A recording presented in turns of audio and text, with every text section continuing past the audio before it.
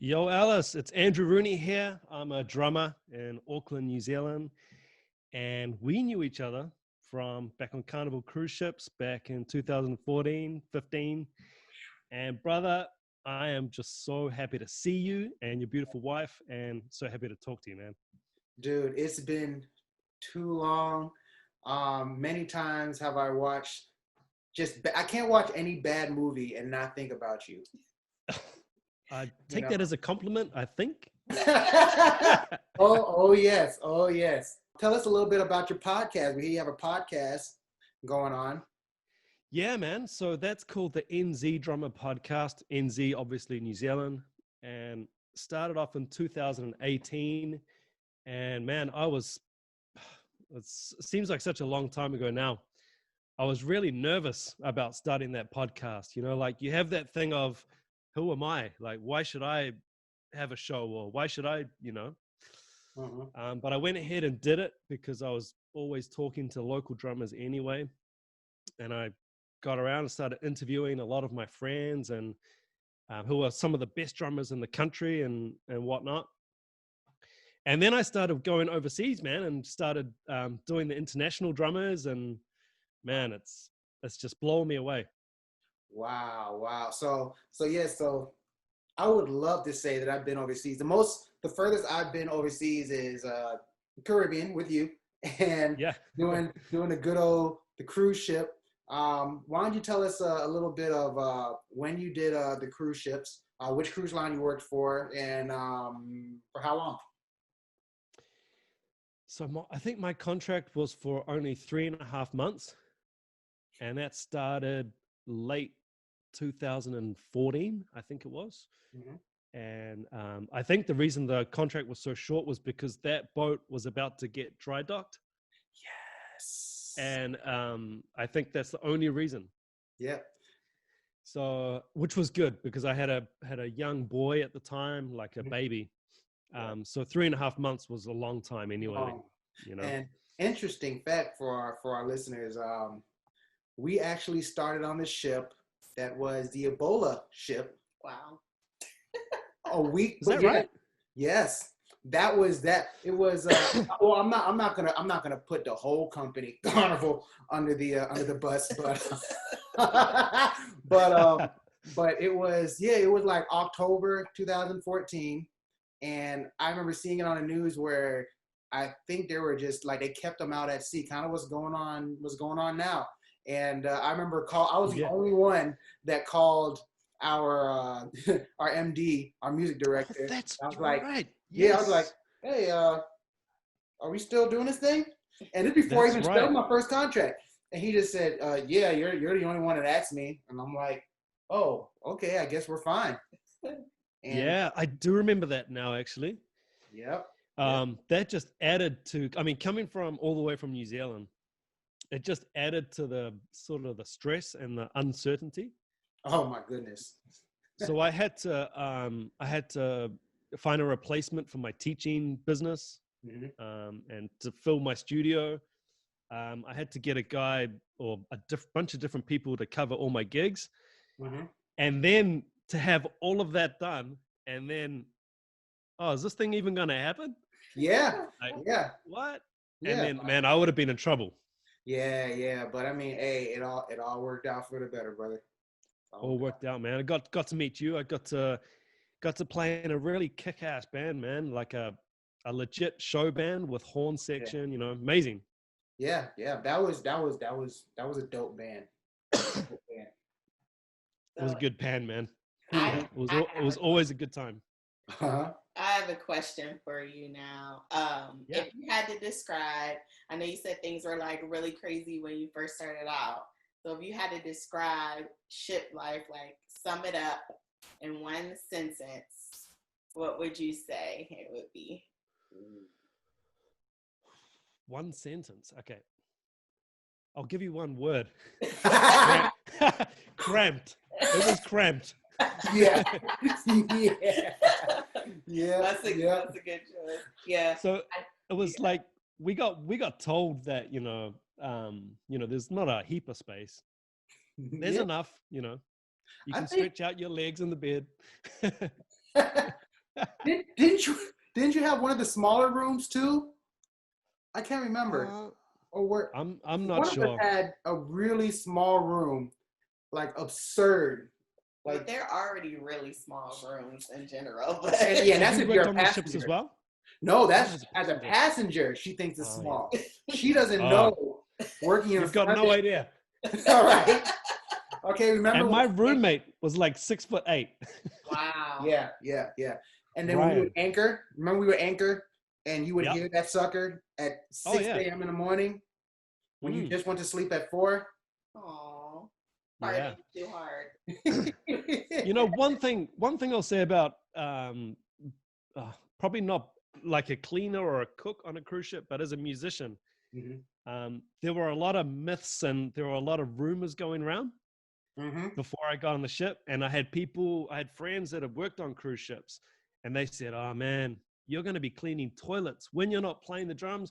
You're going to be cleaning toilets, man. You're going to be helping out over here doing this." And so, man, to me, you just got to ignore all that noise, man. Yeah. So I've heard crazy stories from Ellis. So I want to know, what is the craziest cruise story that you have or that you can recall? Craziest story that I can say in public. Yeah. Oh my gosh. It really is its own little world. So you start to get pretty disconnected from everything. The internet's not very good. So you can't keep in touch with anybody, really. Craziest story.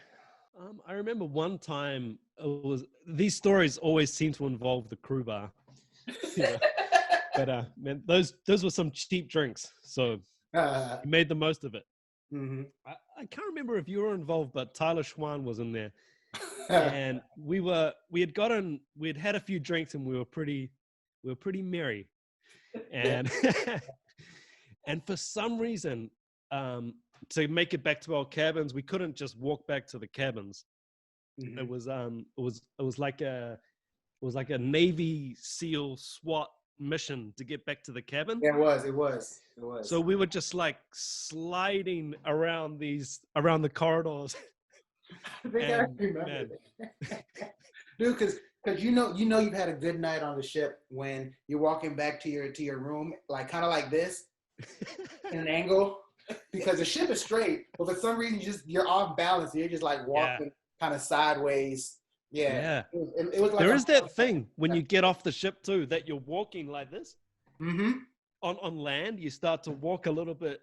Dude, wow. Like so speaking of that, when I came back from the ship, the first thing I did, when I got off of that contract, the first thing I did was I went and I bought pizza. I think I told you about this. I bought pizzas from every place that I wanted, because that was the only thing that we really didn't get to have, like, we had a Lido pizza, but it wasn't the same. No. I went and got Little Caesars, Domino's, Pizza Hut, Papa John, I don't know if you have any of those, but like I got all of them, and I'm literally sitting here with like 5 boxes of pizzas when I got home. Really? I might have ate like a half a slice of everything because I was just ignorant. I was just mad, and I ate that, and that was the first thing I did. So, what was the first thing you got home? Well, I didn't come back to New Zealand. I actually went back to Chile because my wife and my son were in Chile at the time. Yeah. So they stayed there with some family, and because my wife's from Chile. And so what did I do when I got back there? I think I was the same, man. I just wanted, it was food. It was food, man. I actually wanted something really healthy. I wanted something like wholesome. Oh, like real food, Yeah. So it was something food related. Like just give me like a steak and some salad, like something normal that isn't ship food. Yeah, I hear you. I stayed away from a lot of ship-like food for a long time, until I got back on for the next contract. So, got another question here. If you could share one cruise hat for passengers or even people that are new to, you know, working on the cruise line, what would it be?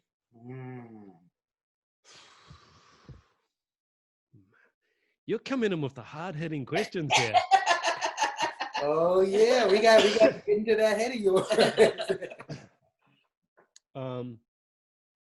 I would, and probably in general, I would come up with a bit of a plan. Now, what do you mean? Like just how you would how you would make it through the whole contract? Either that or as a guest, like if you've got only a week, it'll be easy just to get trapped and sort of miss a lot of things. True.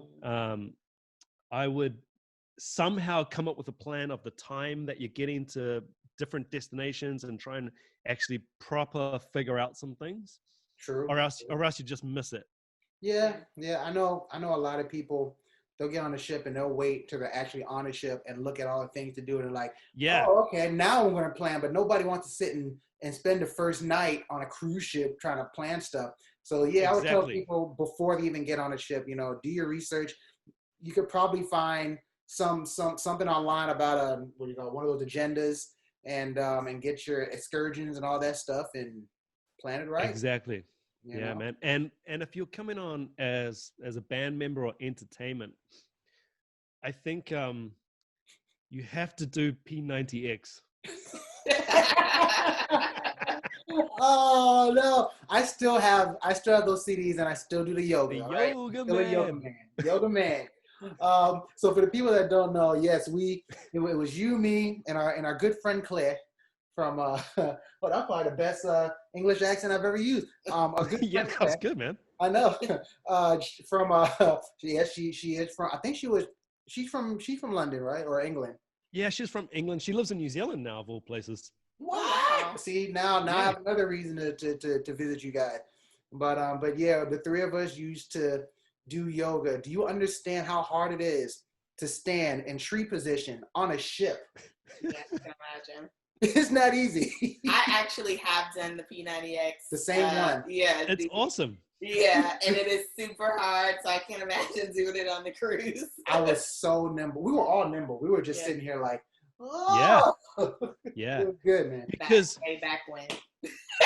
because man, like there are obviously there's a lot of like temptations on the cruise ship because you can eat whatever you want and you can drink basically for free. Yeah. So I think that was a good thing, man, that I hooked up with you dudes and we said, look, let's hit this and we'll keep some kind of routine going so we don't just balloon and become just big slobs by the end of it. I know it's a struggle. It's definitely a struggle, especially with that midnight mess. Oh my God. Yeah. Let's. Hold on. What's midnight mess? Do you want to explain? For quite a while on the cruise, I thought that they were saying midnight mass. Like so, oh. so, like first time I ever thought of it like that. No, I'm good. I'll watch my bad movies in my cabin. No, the midnight mass would actually be food. Like you could go there and you would eat whatever it is that was. I mean, they try to pass it off like it's fresh food, but we knew it was leftovers. And it would be anything. It would be the weirdest thing, it would be like a fried boiled egg with a lot of rice. Cause the people that are cooks are like Asian and Pacific Islanders. So they would be cooking all their stuff. So you want to go ahead and have a cuisine from that area? What midnight mess? I mean, there's only 13 Americans working on the ship at anything. That's right. So yeah. Actually, man, that's a really good point. The multiculturalism on the ship. Oh yeah. That was awesome. Yes, it was. You really met some of the best people on the ship. Yeah, and I mean, we get fed a lot of trash in the media about people from this area or these kind of people, and on the ship it's just you're all together and it's all good. Yeah, man, all good. So with that said, definitely want to thank you for coming on the show and talking with us. Why don't you give us a sneak peek or let us know what kind of project you have coming up soon or a new episode or whatnot?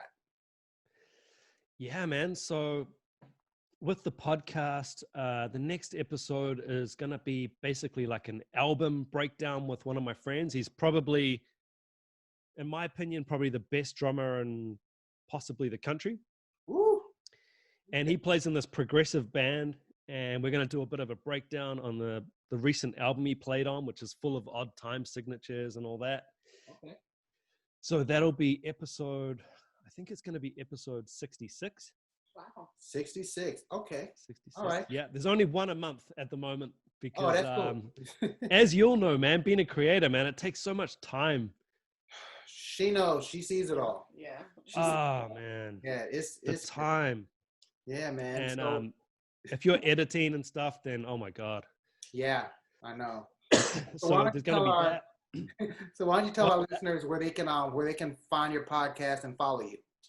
Yeah, man. So NZ Drummer Podcast, it's available on any platform or any app that you listen to podcasts on. And it's, I can send you a link for the show notes or whatever you need. Yeah, sure. It's going to be right here for people to see. I'll put it in later. And there's been heaps of dudes on there. So, I mean, if any drummers are listening to this, I've had, world famous guys like Benny Greb was a recent guest. Mm-hmm. He's a German drummer. He's probably one of my favorite drummers in the world. Okay. And guys like Mike Johnston from Mike'sLessons.com. Okay. Heaps of guys, heaps of people that you'll instantly recognize when you look at the names. If you're a drummer, if you're not a drummer, maybe not. But you know what? In saying that, man, I do want to get more non-drummers on the podcast because, because I think the best, the most valuable information on drummers comes from non-drummers, right? Because as drummers, we play with other people. So, and I had Steve Picaro on the podcast from Toto. Mm-hmm.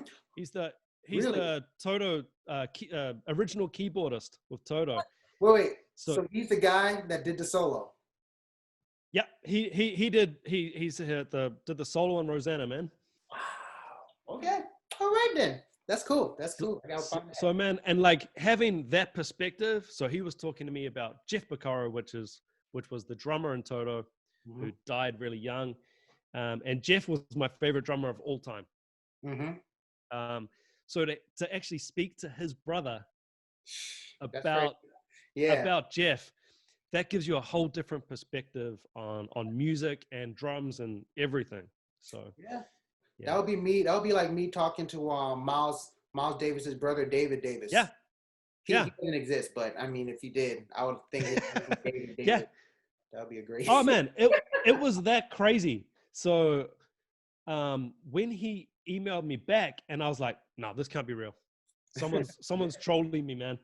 And then I started thinking, man, something has to go wrong.